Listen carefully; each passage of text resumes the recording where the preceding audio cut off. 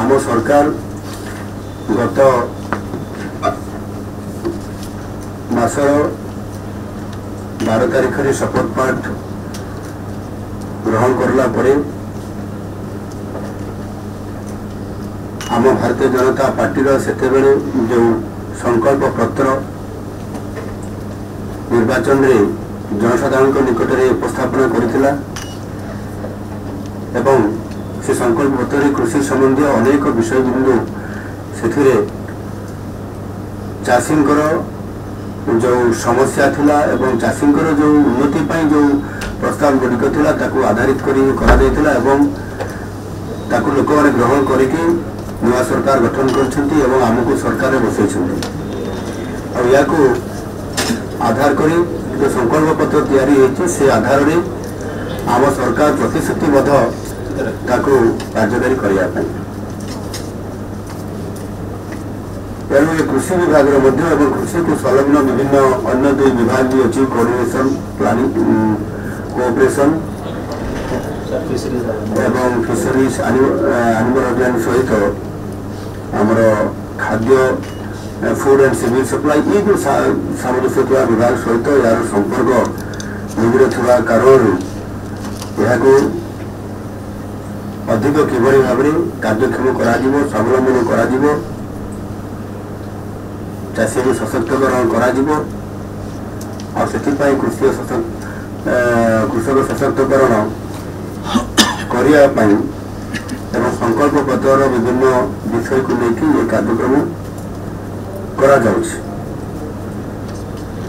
एवं प्रायतः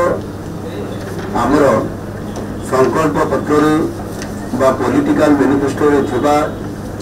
मुख्यतः 21 जो बिंदु अच्छी विषय अच्छी ताकू सरकार ग्रहण करने जाऊँगी ग्रहण कर तथा समय सब आसब एवं कृषि रिलेटेड करने सरकार तांकर कार्यक्रम आपंकर प्रथम सरकार जो 100 दिन कार्यखसड़ा भितर परवर्ती पर्याय गोटे वर्षर कार्यखसड़ा विषय एवं जो विजन आमर 2029 पर्यंत ये 5 वर्षर सरकार संपूर्ण भाव में कार्यकारी करने जो निष्पत्ति नहीं तार प्रक्रियाकरण आरंभ हो जाए एवं ये कृषि विभाग जो प्रस्ताव गुड़िक अच्छी सरकार या सफल रूपायन करने विभाग तरफ विभिन्न पदक्षेप मान ग्रहण कर आरंभ कर यह व्यतीत नूतन सरकार प्राथमिकता पूरण करने समस्त ब्लॉक रे कृषि समृद्धि केन्द्र स्थापन कृषि समृद्धि हेल्पलाइन माध्यम कृषक मानू आहरी अधिक ये विभाग वृद्धिमंत होगापाई परामर्श मागुंट निश्चित भाव में यह द्वारा ये विभाग चाषी मान पर्याप्त योजना एवं कार्यक्रम खसड़ा प्रस्तुत कर सशक्तकरण होबारे आगक जापर अनेक समय आम देखुचु जितेबले आगे विरोध थे विधायक हिसाब से अनेक प्रतिनिधित्व करने समय चाषी मान समस्या को निजे बहुत समय देखा भितर चाषी क्षति सहूची तार प्रोडक्शन जी खर्च हो कम से उत्पादित शस्य पाँच अनेक समय चर्चा होची प्राकृतिक विपर्य कारण चाषी अनेक समय विपदर सम्मुखीन होगा आर्थिक असुविधा पड़ा जो हैंड लोन कि विभिन्न जगह लोन कर कारण से तार प्राप्य न पाइले हताशा मनोभाव नहीं बहुत समय चाषी आत्महत्या कर अनेक उदाहरण अच्छी से दृष्टिकोण या आखि आगे रखी किभली भाव में आगामी दिन में सशक्तकरण कर उपयुक्त मूल्य से पाइब से भारतीय जनता पार्टी से तार संकल्प पत्र चाषी को उचित मूल्य देवाई जा क्विंटाल प्रति 3100 टका देवाई संकल्प पत्र स्थान देता एवं ताहा आज सरकार आसला सरकार अलरेडी नीतिगत भाव में निष्पत्ति नहीं सारी